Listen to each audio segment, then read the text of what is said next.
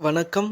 தொடர்ச்சியான ஒரே மாதிரியான ஜாதகங்களை ஆய்வு செய்து வருகிறோம். அதன் வரிசையில் திருமணமாகி விவாகரத்தான ஜாதகங்களை நாம் இப்பொழுது ஆராய உள்ளோம்.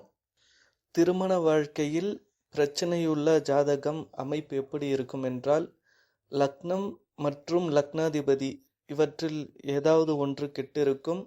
7ஆம் இடம் அல்லது 7ஆம் அதிபதி கெட்டிருப்பார்கள். 2ஆம் திருமணம் என்ற அமைப்பில் 11ஆம் இடம் வலுவாகி இருக்கும். 2ஆம் திருமணம் இல்லை என்றால் 11ஆம் இடமும் கெட்டு போயிருக்கும். நாம் திருமண பொருத்தம் பார்க்கும் பொழுது மிக முக்கிய கவனமாக பார்க்க வேண்டிய இடங்கள் இவை.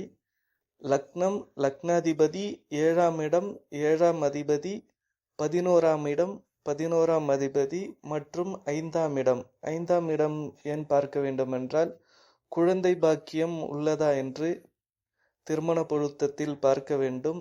அதன்படி இப்பொழுது பார்க்க போகும் ஜாதகம் விவாகரத்தாகி 2ஆம் திருமணம் செய்து கொள்ளாத ஜாதகம்.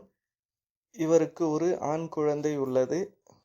இவருக்கு திருமண வாழ்க்கையில் ஏன் பிரச்சனை என்று இப்பொழுது பார்ப்போம். ஜாதகி மிதுன லக்னத்தில் பிறந்திருக்கிறார்.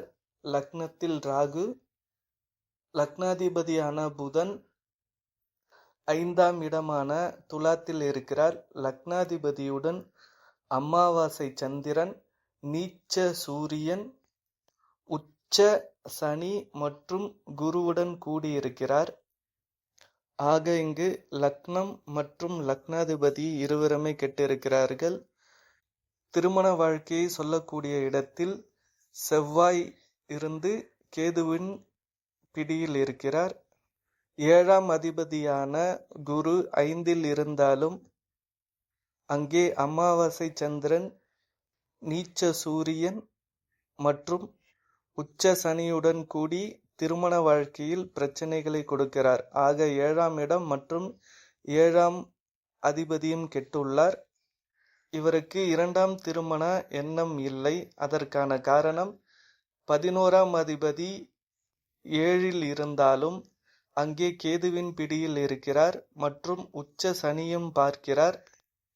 11ஆம் இடத்தை எல்லா பாவ கிரகங்களும் 11ஆம் இடத்தை பார்ப்பதால் 2ஆம் திருமணமும் இவருக்கு நடைபெறவில்லை. ஒருவருக்கு லக்னம் மற்றும் லக்னாதிபதி பலமாக இருந்தால்தான் அவருடைய எதிர்கால வாழ்க்கை மிக சிறப்பாக இருக்கும்.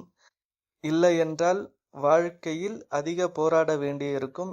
இவரும் அதுபோன்று வாழ்க்கையில் போராடிதான் வெற்றி பெறுகிறார். இதுவரை போராடி கொண்டுதான் இருக்கிறார். இந்த தகவல்கள் உங்களுக்கு பயனுள்ளதாக இருக்கும் என்று நினைக்கிறேன். வேறு ஒரு ஜாதக ஆய்வில் சந்திப்போம். நன்றி, வணக்கம்.